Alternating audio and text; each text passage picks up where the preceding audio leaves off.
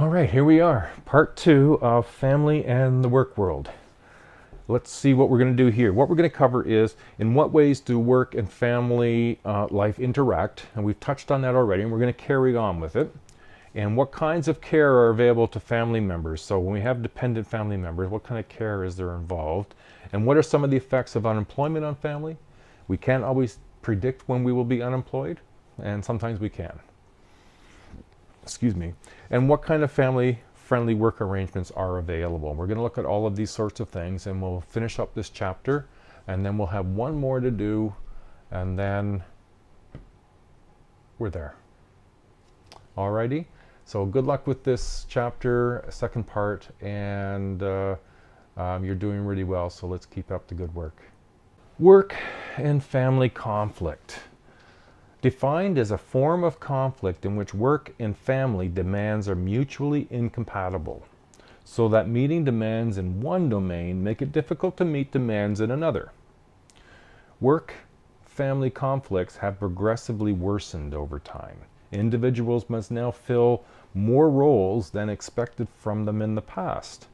Since a clear-cut separation of men and women's domains in family life no longer really exists, many have problems balancing many have problems in balancing demands of work and family. Role spillover. Now, we've mentioned earlier, spillover is a situation where family and work roles or time demands interfere with one another. So, you're answering emails at a time when you should be telling stories to your children, or you're attending a meeting when you are often at home having dinner. So these sort of role spillovers occur, and they create a fair bit of stress for families, whether it's for you individually, the person who's experiencing this spillover, or for the recipients or the people who are affected by that spillover, your children or your spouse. Role overload is the perception of being stressed and overwhelmed by the pressure of multiple family and work roles. Men generally allow work to intrude on family activities. Women are more likely to let family responsibilities interfere with work. Now, in part of what's occurring in certainly this relationship between work and family conflict is the potential for care for a family member. Somebody's not well. So caregiver strain is a term used to describe the burden in caregivers' day-to-day lives that can be attributed to the need to provide care or assistance to someone else. Relatively little consideration has been given to the interplay between family and work and the responsibilities of care of an aging family member. And certainly with a lot of older people, not only are they looking after their own children, they're looking after their parents. This is known as the sandwich generation, as we talked about in an earlier chapter. Much more attention has been paid to child care in the past, and so now we start seeing other issues being brought forward when caring for family members. So when we think about child care and the care for family members, child care in Canada is closely tied to the social attitude towards women's work. Long-held societal assumptions that children are best off at home and looked after by their mothers. Daycare centers established only when it benefited society, either from the desire for better supervision of children or from the need of mothers to join the workforce. Now, child care can be unregulated and it can be regulated. Unregulated care is provided by someone other than the parents or immediate family members. Regulated care is usually center-based, where services are provided by college-trained early childhood educators and meet provincial standards. In the past decade, modest increase in the number of regulated spaces Canada-wide, and nonetheless, in 2010, spaces available for only 20% of Canadian children ages 0 to 12 years old. There's a chart you can check out in figure 12.2, give you some idea of childcare in Canada. Carrying on with childcare in Canada is described as resting on 4 pillars. There's government funding, income tax relief for families, maternity and paternal leave and benefits, and then there's the universal and free kindergarten. The reasons for these different types and levels of childcare, there's no national policy regarding daycare. Social or political attitudes towards such care are mixed. And so because there isn't, that's why there's these different ways of accessing some supports and services to assist. With the exception of Quebec, many families have problems with the cost of childcare. Changes in availability, changes in cost of daycare affect women more than they affect men because they are still expected to provide the bulk of care. Several factors influence the kind of childcare parents choose. The age of the child, the parent's income and job type, family characteristics, community in which they live. Some of the costs you'll see covered under in your text under Table 2.4. Now, in conjunction with, and we talked about when we mentioned about the sandwich generation, is that sometimes the care for family members involves elder care. And as baby boomers age, there will be a growing need for elder care services in Canada. The growing recognition from policymakers that the age and place movement has an unintended negative consequence for family members who care for seniors. Just 1 over 5 employed Canadians has responsibility for elder of relatives. Women bear the brunt of this elder care, and in 2007, 15% of women caregivers ages 45 to 54 cut back on work hours. Now, the aging in place is becoming a bigger and bigger issue, and you'll find that in the news.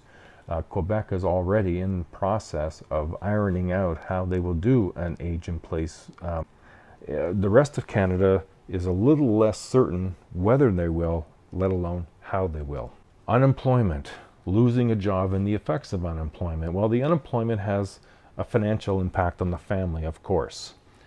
Family well-being depends on the way family members think about unemployment and their strategies for dealing with both the practical and the emotional needs. A series of reactions to job loss could include, well, first, usually a shock and denial, especially if it's a layoff is unexpected. Next, you'll often experience anger, then maybe worried and anxiety, and then to sense of anticipation when they start a new job search.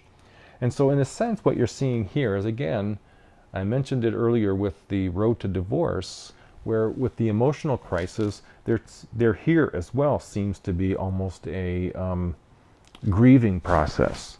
And you can't just sort of jump from loss of a job right into happy search for a new job. There is often, and particularly if a lot of your identity has been connected to your job.